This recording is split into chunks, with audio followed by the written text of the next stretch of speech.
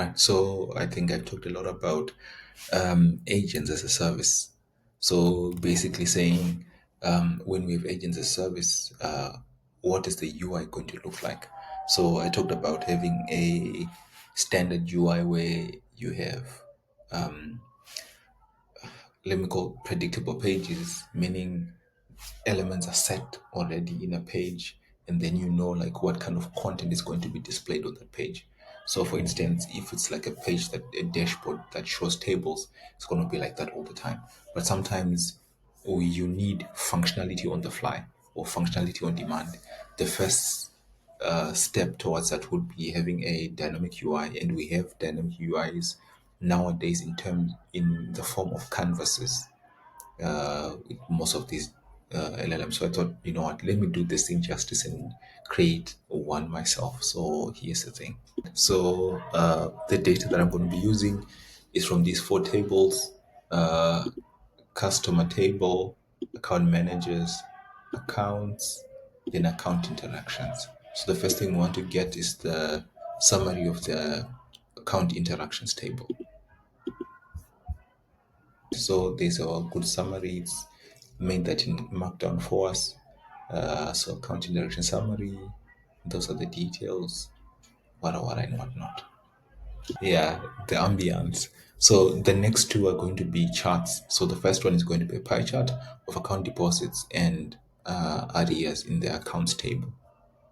So we're getting our arrears at 14%. So that's 167,600, and then 1,023,000 for deposits.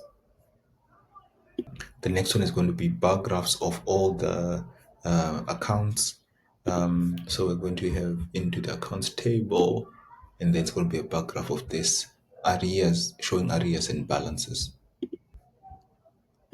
Let's prompt. Disclaimer: the reason why I keep pausing is I only have 5 minutes to show this stuff. So don't think I'm doing some cheating stuff in the background. So I'm going to do a long format video, and then you can check that also. So we see our customers here, and then we have arrears in green and then deposits in purple.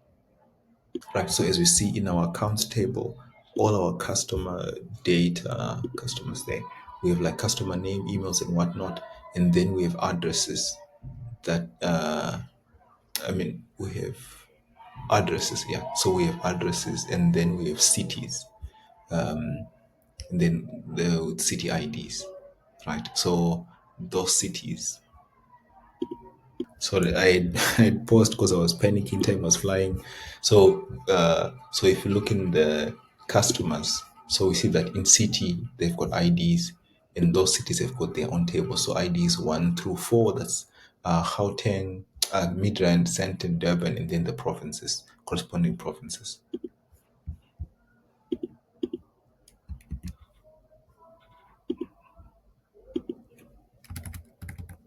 Right.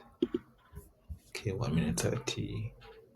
Right. So if we click on these, then we see Cape Town, Sandton. There should be a Midrand behind.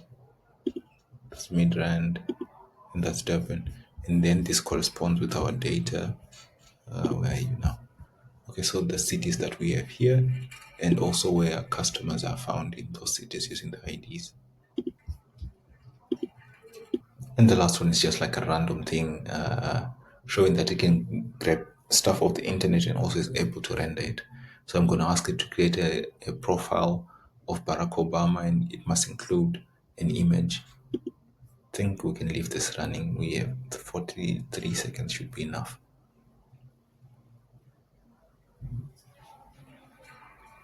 Right. It's unformatted, I know. But there is this picture and there is this information at the bottom. So yeah, good place to start.